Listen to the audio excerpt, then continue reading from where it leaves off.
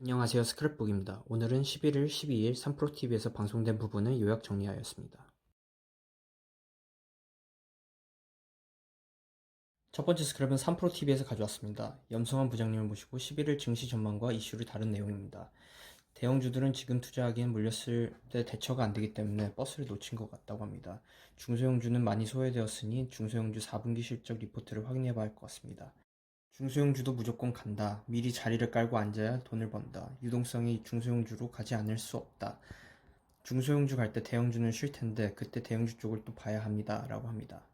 지금까지의 증시는 예전 나스닥 탑10만 올랐던 추세와 동일한 추세를 보인다고 합니다.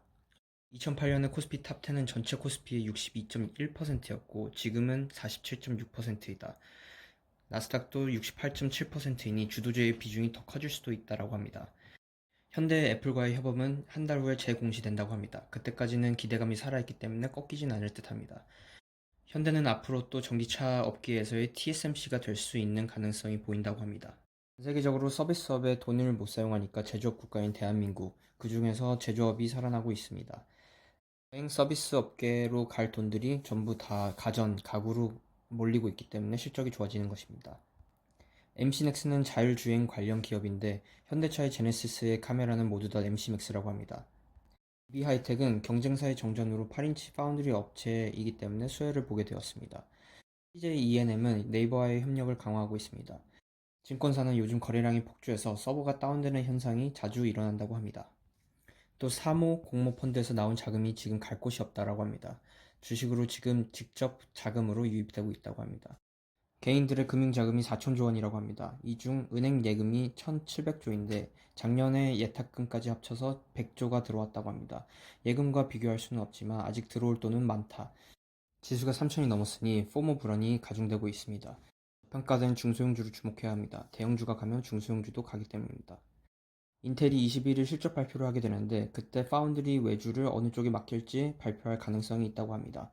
언론 기사로는 삼성보다는 TSMC와 협력할 가능성이 보이는데 어쨌든 인텔의 파운드리 외주는 시장의 호재라고 합니다. TSMC도 지금 물량이 넘쳐나서 수주를 더 받을 수 없는 지경이기 때문에 삼성 쪽으로 넘어올 수 있다라고 합니다.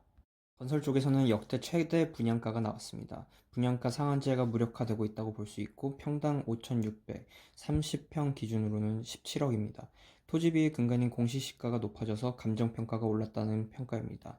강남권의 재건축 사업들이 서두를 수밖에 없게 되었고 건설 기업들에게는 호재입니다. 삼성전자 배당을 분기마다 주당 350원을 주기로 했는데 4분기에는 추가 1,000원 이상을 더 줄 수 있다고 합니다. 설비 투자를 생각보다 하지 않아서 주주환원 정책이 더 좋아질 것으로 예상한다고 합니다. 디램 쪽 측면에서도 중국이라는 경쟁자가 없어져서 호재라고 합니다. LG화학은 생각보다 IPO를 빠르게 해서 하반기에도 할 수 있다고 합니다. LG화학의 배터리 사업부는 CLTL 대비 30% 디스카운트되어 평가받고 있다고 합니다. 중국을 대체할 생산 기지로 인도를 선택할 것이라고 합니다. 인도 증시로 외국인 자산이 계속 들어오고 있고 동남아나 인도를 주목해 볼 필요가 있다고 합니다. 중국의 화장품 감독법이 30년 만에 개정되었다고 합니다. 원료 관리, 인증, 유통 등을 개정하였고 중소기업들이 시장에서 퇴출될 수 있다고 합니다. 우리나라 업체들도 위기이자 기회라고 합니다. 대형사들에게는 좋은 호재라고 합니다. 이낙연 국회의원은 주식시장이 국민들의 재산 증식 무대가 되게 하겠다라고 합니다. 더 자세한 설명을 듣고 싶으시다면 아래 링크를 따라가 주시기 바랍니다. 다음 스크랩도 3프로TV에서 가져왔습니다. 염승환 부장님을 모시고 12일 증시 전망과 이슈들을 검토해 보았습니다. 3월에 공매도를 재개하는 것을 검토해 보기로 하였다고 합니다.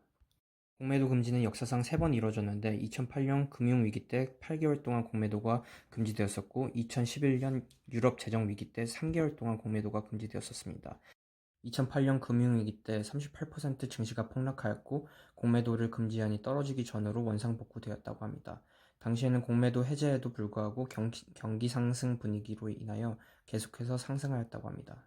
두 번째 공매도 금지를 해제하였던 2011년에는 금지 해제일 첫날에 5% 하락을 하였다고 합니다.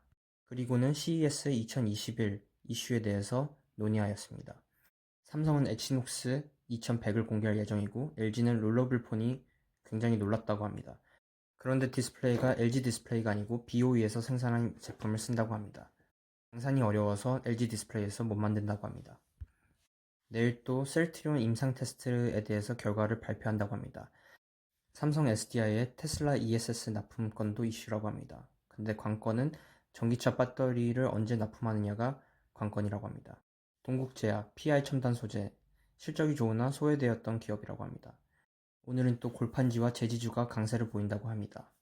네이버와 카카오를 다른 시선으로 보는 리포트를 소개했는데, 카카오는 분기마다 실적을 상승시키고 있는 반면 네이버는 평평한 실적을 보여주고 있다고 합니다. 이유로는 마케팅 비용이 많이 들고 있고 일본에서의 핀테크 투자로 돈이 많이 소비되고 있다고 합니다. 전체 증시에 대해서는 코스피는 앞으로 쉴 것 같은데 코스닥이 그 바통을 이어가느냐가 관건이라고 합니다. 항공주는 하반기에 실적이 좋아질 수 있느냐가 관건이라고 합니다. 대한항공의 승자 독식 시대를 대비하여야 한다고 합니다. 실적은 현재 화물이 주도하고 있다고 합니다. 대한항공의 화물은 현재 탑티어이고 실적도 매우 좋다고 합니다. LCC 쪽도 요즘에는 매우 힘들어서 대한항공이 더 부각되고 있다고 합니다. 아시아나는 이번 주에 거래가 재개되는데 합병이 언제 될지는 두고 봐야 될 것 같다고 합니다. 금감원에서는 코스피가 3,300을 넘으면 과열이라는 진단 보고서를 작년 8월에 냈습니다. 3,300은 작년 8월 기준이기 때문에 업데이트되는 보고서가 또 나온다고 하는데 그것을 체크해 볼 필요가 있다고 합니다. 더 자세한 설명은 아래 링크를 따라가 주시기 바랍니다. 감사합니다.